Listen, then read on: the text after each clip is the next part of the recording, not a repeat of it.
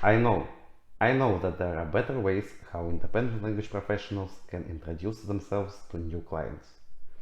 One can use a presentation, a personal website, landing pages on social media, even video presentations.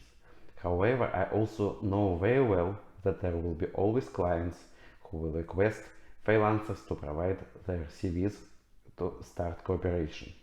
That is why today I decided to speak about freelancers CV to provide some recommendations and tips regarding these documents. And I would like to start with 4 basic principles that should be considered when we create our CVs. The first one, your CV is something constant, it is something permanent. The information included in your CV should not change. We can only add new points, we can only add new items. However, we are not able to change something in our past. Also, our CVs should not be amended or corrected to draw attention of a specific customer. We have one professional background, we have our professional experience, and we cannot change it. It remains permanent, it remains constant. The second principle is that CV is not a formality. Do not consider it to be one another formal document that should be signed and sent. No, do not forget that your CV is one more communication channel with your clients. Someone on the customer side is going to view it, so use this possibility to send some signals to your potential customers. Use this document as one more way to address your clients. The third principle is that as more information about your professional background you can provide, as more touch points and grounds for cooperation you create. So do not limit yourself with, for example, only your linguistic experience. If you worked in other fields, in other areas, in other industries, always indicate such experience. You never know what aspects of your background are essential for your customers. Which one of them have an effect on their decisions to start cooperation with you. And the fourth point, your CV should be easy to use. It should be comfortable for your clients. It should be easy for your clients. It should be to find some specific information about you. It should be easy for them to read it and to find necessary information. Always keep it in mind when you prepare this document. And now let's speak about the content of your CV. And let's start with the first line. The first line of your CV is for your name. Please use your full name. The name that corresponds to the one that is used in all your official documents. No nicknames, no short names, or your full official name. The second line of your CV is your title, and your title should be totally clear for your customers. Do not use any abbreviations, do not use any signs such as arrows. Please remember that if you write that you are a freelance translator from NROPT, not all people will understand you. Your title should clearly state your specialization, and there should be no doubts. For example, freelance translator from English into Portuguese. Moreover, if some clients save your CV and after several months they would like to find it in their files, I think that the majority of customers will search for translator from one language into another language, and only few of them will use abbreviations to find your document. Do not reduce the searchability of your CV. After our title, we need to provide our contacts. The first item in this section is our address. Again, I recommend to use your official address that you use in all official documents. However, if because of some reasons you do not want to provide your address in your CV, please at least indicate the city and country of your residence. This information allows clients to identify your time zone and decide if they can contact you with new projects and requests. Next point is your phone number. However, today we all use messengers. Our customers are not exceptions. For some clients, it is much easier to drop a file via Messenger, to send a request in WhatsApp or Viber, and even to receive their invoice via Facebook Messenger. Do not neglect these communication channels. Show your clients what messengers you use, in what messengers they can find you. It is very easy to do. Just put the corresponding icons, the icons of corresponding messengers next to your phone number. This way you let your clients know how they can reach you. After your phone number, you need to provide your email address, your website, if any. I also recommend to provide links to your professional profiles or landing pages, for example, to your LinkedIn page and to your profile on pros.com. And I would like to add one more point here. If you use any communication channels that are not associated with your phone number or email, for example, Skype, you should also indicate them. As there are more ways how clients can contact you, as more customers will contact you. But moreover, as more contact details you provide, as more confident are your clients, because they know that if they cannot reach you via one communication channel, they can use some other options. So they are not afraid that you disappear and they cannot reach you. It is important for our marketing. The second point, the second section of the CV, and I know that there are different points of view about it. I know that there are different national standards. However, I strongly recommend freelance language professionals to add their photos to their CVs. Why? Simply because we like to know with whom we work. Again, it's a sort of virtual eye contact. We feel ourselves more confident when we know how the person to whom we assign our project look like. This do not neglect this, because it really adds a sense of protection, of security to your new customers. Next section of your CV, usually it is your introduction or summary, a short text. Here I recommend you to focus on some practical things.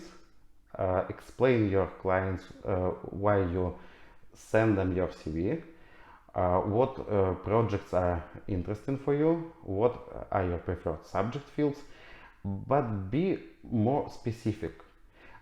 Do not write that you are a legal translator.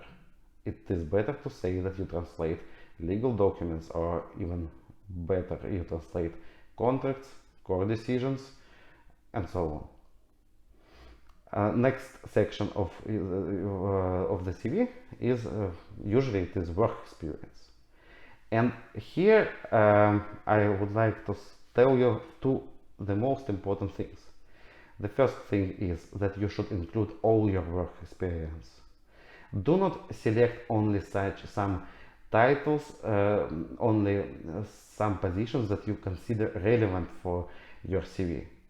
You do not know what aspects of your work experience are essential for your customers. So I can illustrate it with a real life example. My first job was a manager at a timber trading company.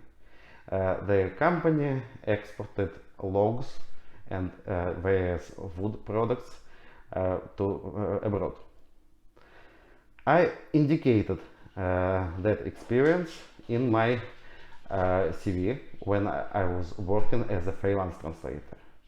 And that aspect of my professional background helped me to gain at least 2 clients, because those customers were in search for a translator with some experience in forestry.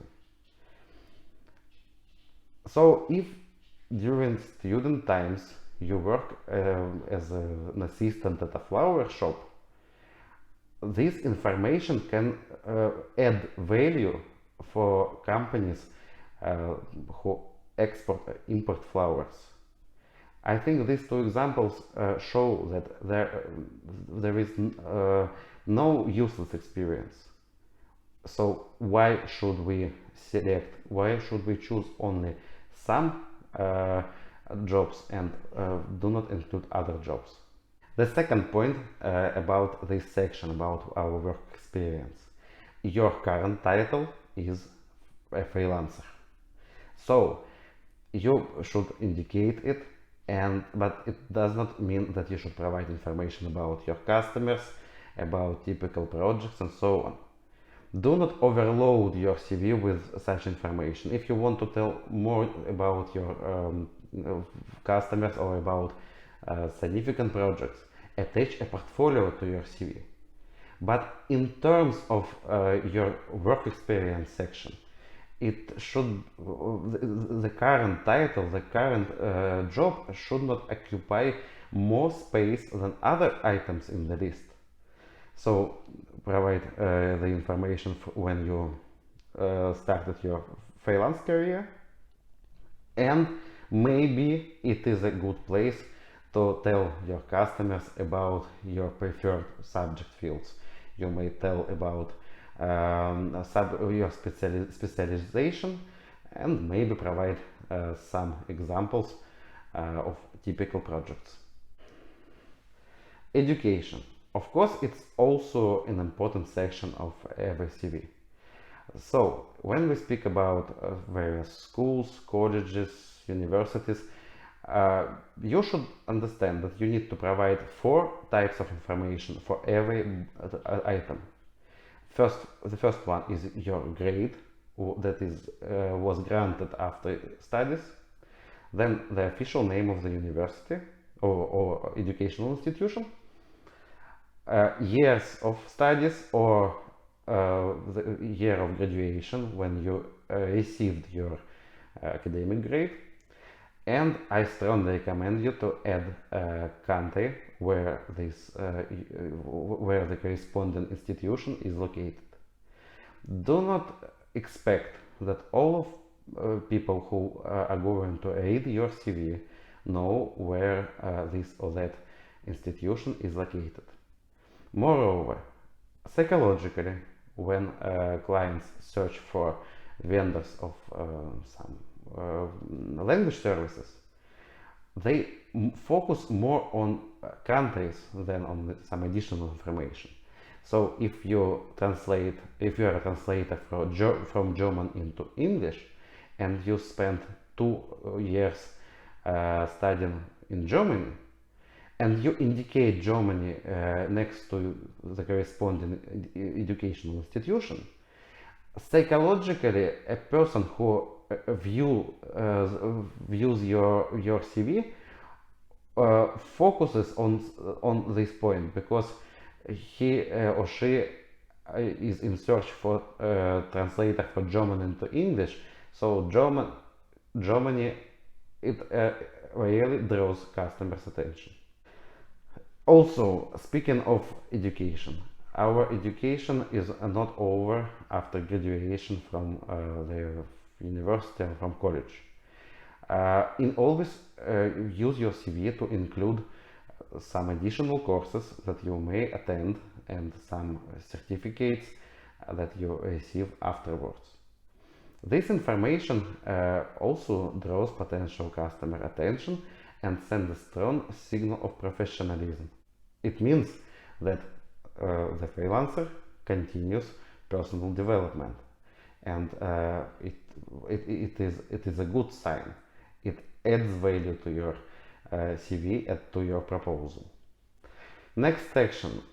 This section is often neglected by many language professionals, and even if not, I always suggest some changes and corrections in this section. I mean skills.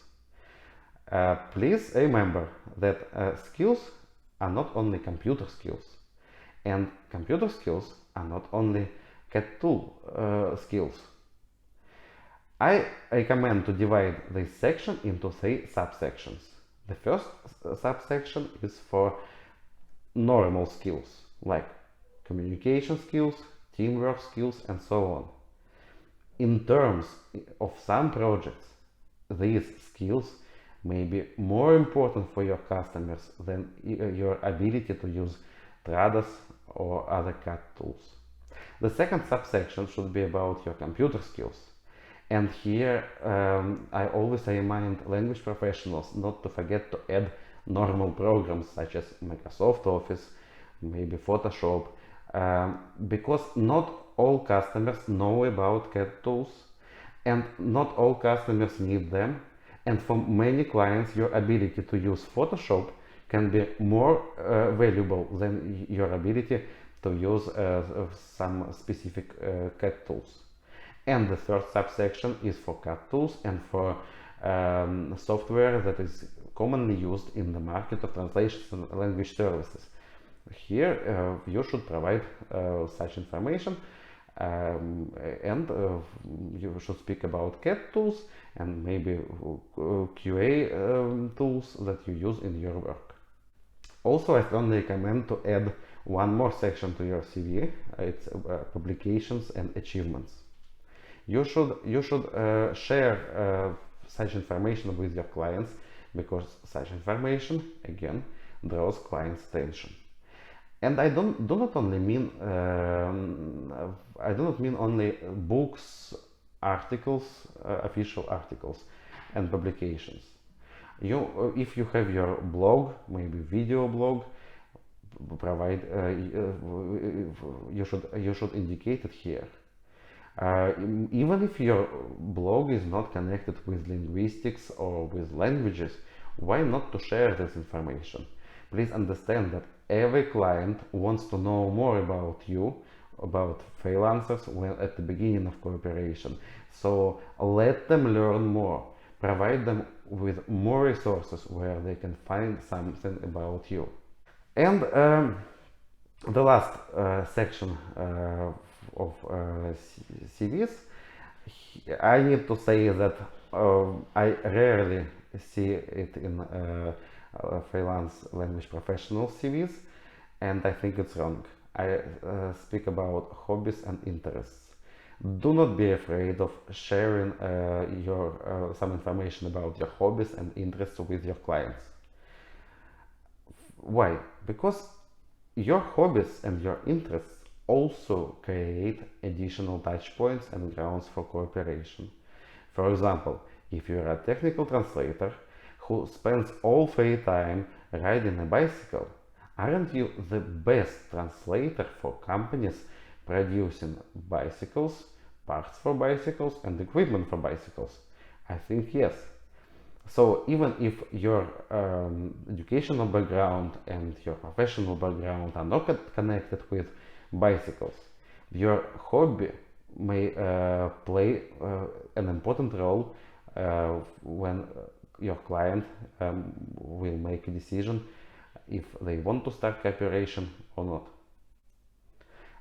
So I recommend you to tell about your interests, about your hobbies, And you should also remember that we are not machines. So why not to tell a little bit more about ourselves? And the last point that I would like to talk about today is the design. If you have your personal brand, if you have your website, and of course you should use some colors that correspond to your website or to your personal logo. It is a sign of professionalism.